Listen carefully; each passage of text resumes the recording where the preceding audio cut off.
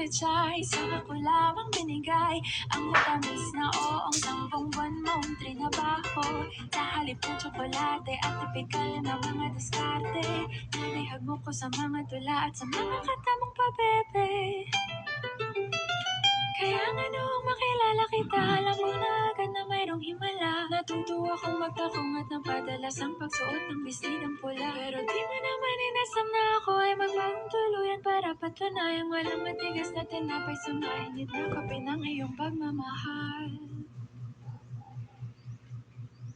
Kahit ako'y titibo-tibo, puso ko ay titibok-tibok pa rin sa'yo.